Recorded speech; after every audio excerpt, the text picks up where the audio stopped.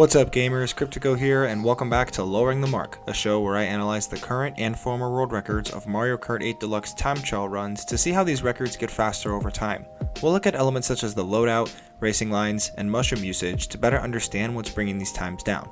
If you haven't already, please consider subscribing to my channel and hit the notification bell to be the first to know when my videos go live. Welcome to the Season 7 finale. I just wanted to thank everyone for constantly showing this series the love it deserves. I'm really happy I get to make these videos for you, and I can't wait to continue making these last few seasons. Without further ado, let's cap off Season 7.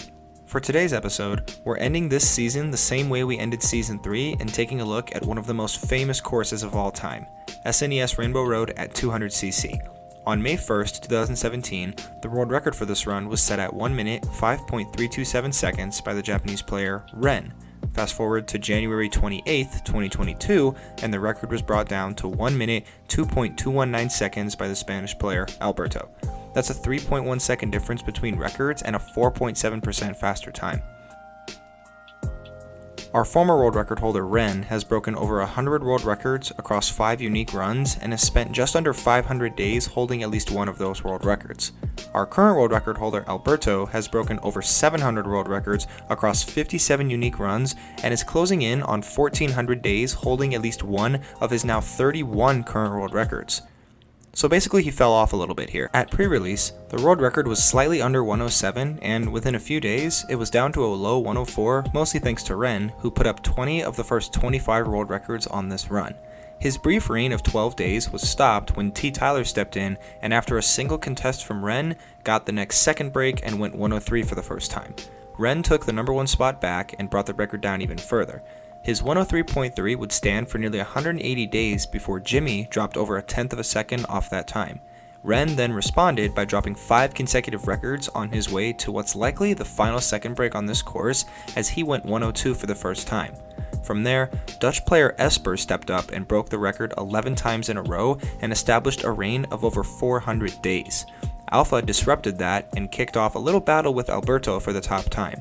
At that point, mere hundredths were being shaved off, and it would seem that Alpha had this record on lock as his 102.5 stood tall for over 400 days. Alberto said nah and decided to stay on the offensive and continue to bring the time down as far as he could, and that's how we got to this 102.21. In total, the world record was broken 85 times by only 13 different players. The loadouts here give you a brief overview of the evolution of 8 Deluxe time trial kart combos. We've got Ren going with the combo of the Heavy Me character driving the W25 with the slim wheels and the Cloud Glider.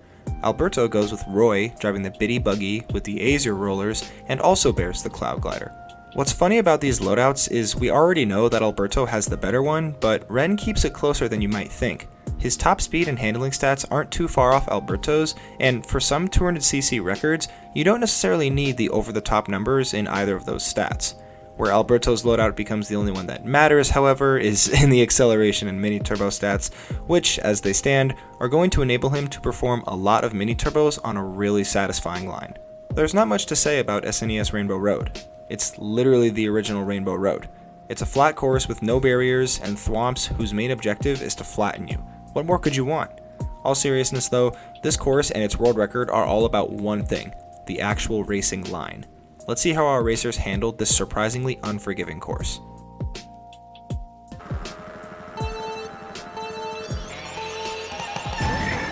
Ren hits the rocket start and goes for this quick mini turbo around the first turn. He'll ride down this stretch on a straight line and grab a quick jump boost at the end to close out S1. Alberto uses his mushroom right out of the gate and grabs this super mini turbo around the first turn. After that, he'll start drifting into the next section. Since this section was so short, there's not much to attribute Alberto's lead to outside of the early mushroom right out of the gate. He sits ahead of Ren by over 0.6 of a second going into S2. Ren will grab the super mini turbo as well as a few coins before drifting around the left side of this ramp into the next turn for another super mini turbo. After that, he just rides out the back straight and then drifts into S3.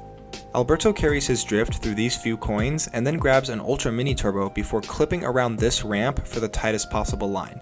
After that, he chains another ultra mini turbo around the next turn and starts drifting a little earlier on the back straight for the mini turbo he'll get into the next section. Through S2, we saw a total of 0 Ultra Mini Turbos from Ren, and he ran the course on a worse line than Alberto, who got those 2 UMTs and was able to clip around this ramp and stay on the best line through S2. I didn't even mention the mini turbos were also longer lasting, which made a great deal of difference between these two runs, as Alberto goes up by over 1 second going into S3. Ren gets the super mini turbo around this turn and then rides down the right path before getting a quick jump boost and another mini turbo around the last turn, where he'll use his first mushroom to come across the finish line. Alberto chains another ultra mini turbo around this turn and heads for the right path as well. It's here that he'll use his first mushroom and then go for this quick mini turbo to hop over to the next part of the course, skipping out the last turn entirely. Let's take another look. He starts drifting, uses his mushroom, then with the speed of that plus this little mini turbo hop, he's able to cut out the last turn and land on the straight path before the finish line. That's definitely not an easy thing to pull off, but luckily he only has to do it once. After that, he'll close out the lap with a jump boost as he sits ahead of Ren by nearly 1.5 seconds after lap 1. Ren hits that first quick mini turbo and rides out the back straight with no jump boost as he starts his drift into S2. Alberto gets his same super mini turbo around the first turn without the use of a mushroom and then starts to chain his S2 ultra mini turbo near the end of S1. Pretty much the same thing we saw before, only now we're at plus 10% top speed thanks to the 10 coins each player grabbed on lap 1. I never really talk about that because I assume it was common knowledge, but for every coin you collect in time trials, it's plus 1% to your top speed for a max of 10. So that's why coins are important. Such coin has put Alberto ahead by just a hair over 1.5 seconds at the end of S1. If we put these two runs side by side, we can better see why Alberto's line is better. As they round the first turn, Ren goes around the ramps safely and loses time, while Alberto clips around it to save what appears to be just under half of a second. Both players finish S2 the same way they did on lap 1, and it's here that Alberto's lead now grows to just under 2 seconds at the end of S2. Ren grabs his super mini turbo around this turn and rides down the right path where he'll use his second mushroom. At the end of that, he gets a quick mini turbo around the final turn and closes out the lap with a quick jump boost. Alberto gets his ultra mini turbo, then heads down the left path and grabs a quick jump boost before getting a super mini turbo around the final turn as he crosses the finish line. It's important to note here that Alberto didn't use a single mushroom on lap 2, and yet he somehow gained more on his lead through each section than he did on lap 1. That just goes to show the power of better lines and longer lasting mini turbos. They can really carry a whole race if utilized properly. Alberto certainly has, as his lead now sits at over 2 seconds after outsplitting Ren by just under half a second on lap 2. On his final lap, Ren gets this mini turbo around the first turn and then hits a jump boost before charging up this super mini turbo around this next turn. He chains that with another super mini turbo right after and then rides out the back straight before chaining another super mini turbo around this next turn. To close out the race, he heads down the right path, gets a jump boost and one more mini turbo before using his last mushroom to come across the line. Alberto gets his super mini turbo around the first turn before charging up this ultra one and uses his last mushroom before clipping around the ramp. After the next ultra mini turbo, we see the same early drift to charge up the next ultra mini turbo before he heads down the right path for these final 2 jump boosts. Around the last turn, Alberto gets one more super mini turbo as he closes out the lap. After another very satisfying chain of mini turbos, Alberto would post a time that was 3.1 seconds faster than Ren's former world record. So by grabbing more of the higher end mini turbos, staying on a really optimal line, and clipping around the ramp for 3 laps in a row, Alberto was able to cap off his 8th consecutive record on this course with a very impressive low .2. Unfortunately, he didn't make himself available for a Q&A, so we just have to wonder what it must have been like to get this world record and what exactly went into it. Oh well, let's take a look at some best known splits. The best known splits for this world record are one of the most impressive sets of splits to date. All of them belong to Alberto, but what's different here is that laps 1 and 2 are grouped together because of lap 2's pace locks.